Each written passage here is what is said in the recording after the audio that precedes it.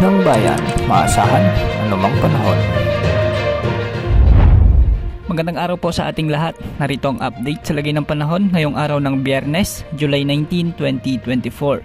Sa ngayon ay patuloy na lumalayo sa ating bansa ang low pressure area na siyang nagpabaha sa maraming lugar kahapon hanggang gabi. Samantalang magpapaulan din ang hinihila nitong southwest monsoon sa kanlurang bahagi ng Southern Luzon, Visayas at Mindanao. Posible naman ang mga localized thunderstorms sa ilang bahagi pa ng bansa, lalo na pagsapit ng hapon at gabi. Base sa ating wind model na ginagamit, sa mga oras na ito ay nasa katubigan na ang low pressure area na ito sa kanluran ng Occidental Mindoro o sa hilaga ng Coron, Palawan. Bahagya namang mababawasan ang mga pag-ulan sa mga susunod na oras, ngunit posible pa rin ang mga mahihinang pag-ulan dulot ng hinihilang habagat ng low pressure area. Base sa forecast track nito, inaasahang patuloy itong kikilos ng hilagang kanluran patungo sa West Philippine Sea.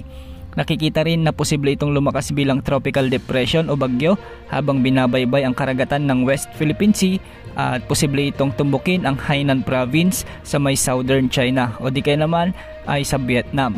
Posible naman itong hilain o palakasin ang habagat sa mga susunod na araw. Dahil pa rin sa trough ng low pressure area, patuloy na makararanas ng maulap hanggang sa maulang panahon ang ilang bahagi ng Mimaropa, Western Visayas at Batangas.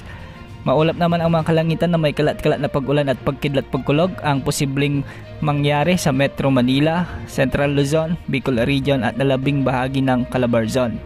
Pinag-iingat pa rin natin ang ating mga kababayan sa posibilidad ng pagbaha at pagguho ng lupa.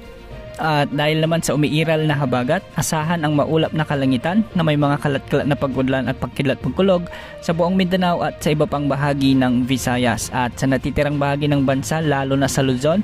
Dahil naman sa mga localized thunderstorms ay asahan ang mga pag-ulan lalo na pagsapit ng hapon at gabi sa Ilocos Region, sa ilang bahagi ng Cagayan Valley at Cordillera Region. Kasunod ng paglayo ng low pressure area na ito sa ating kalupaan, isang potensyal na sama ng panahon muli ang posibleng mabuo o pumasok sa ating Philippine Area of Responsibility sa mga susunod na araw. Inaasahan namang kikilos ito pahilaga sa ating Philippine Sea at posibleng mag-generate ng lakas habang nasa karagatan sa silangan ng bansa. Sa mga susunod na araw ay posibleng isa na itong maging ganap na bagyo, pero magandang balita dahil hindi naman nakikitang dada nito o maglalandfall sa anumang bahagi ng ating bansa. Subalit hihilain at palalakasin naman nito ang hanging habagat na siyang posibleng magdulot ng malalakas na ulan sa ating bansa.